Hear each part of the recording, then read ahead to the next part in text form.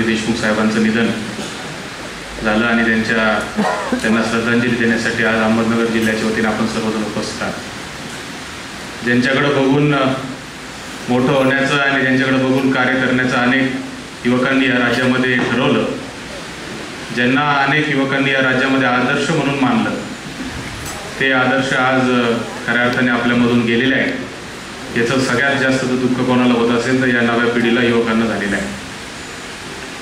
नामदार विलासराव देशमुख साहेबांनी आपल्या राजकारणाची कारकीर्द जशी बाभळगावच्या ग्रामपंचायत सदस्य म्हणून केली, त्याच पद्धतीने 1975 साली जिल्हा युवक काँग्रेस उस्मानाबादचे अध्यक्ष म्हणून त्यांनी खऱ्या अर्थाने संघटनेच्या राजकारणामध्ये सुरुवात केली आणि म्हणून युवक काँग्रेस आणि त्यांचं सातत्याने एक विशेष प्रेम आणि विशेष नातं राहिलेलं आहे।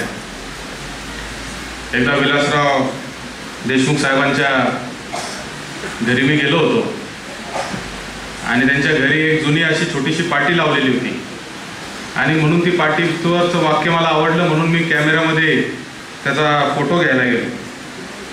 फोटो घेत असतानाच मागून साहेब आले आणि त्यांनी माझ्या पाठीवर थाप मारली आणि मला सांगितलं की फोटो काढू नको, मनात कोर। आणि ते वाक्य होतं की जो सहनशीलतेने वागतो त्याचा पराभव कधीच होत नाही। आणि विलासराव देशमुख साहेबांनी संपूर्ण आपलं आयुष्य ते सातत्याने संयम आणि सहनशीलतेने राहिले। साईबाबांनी दिलेले श्रद्धा आणि सबुरीचा जो विचार होता त्यांनी सातत्याने आयुष्यामध्ये आपला पार पाडला। 1995 साली जेव्हा त्यांचा पराभव विधानसभेच्या निवडणुकीमध्ये झाला तेव्हा त्यांनीच मला सांगितलं होतं एकदा गप्पा मारताना की त्या संधीचा सगळ्यात जास्त उपयोग मी करून घेतला आणि माझ्या राजकारणात 95 पराभवाचं फार मोठं योगदान आहे, असं त्यांचंच वाक्य आहे। अहमदनगर जिल्ह्याच्या विकासामध्ये सातत्याने त्यांचं योगदान राहिलेलं आहे।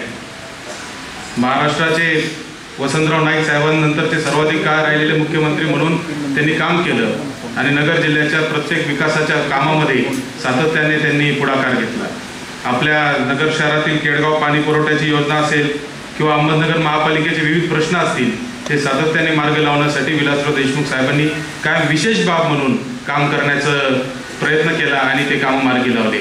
आणि म्हणूनच आपल्या अहमदनगर जिल्ह्याच्या या जडणघडणीमध्ये ज्या पद्धतीने यशवंतराव चव्हाण साहेबांचा, वसंतदादा पाटलांचा, वसंतराव नाईकांचा योगदान आहे, त्याच पद्धतीने या महाराष्ट्रातील विलासराव देशमुख साहेबांसारख्या नेत्याचं या जिल्ह्याच्या आणि शहराच्या विकासामध्ये मोठं योगदान राहिले आणि म्हणून हे फार मोठं नुकसान आपल्या जिल्ह्याचं, आपल्या शहराचं झालेलं आहे असं मी समजतो।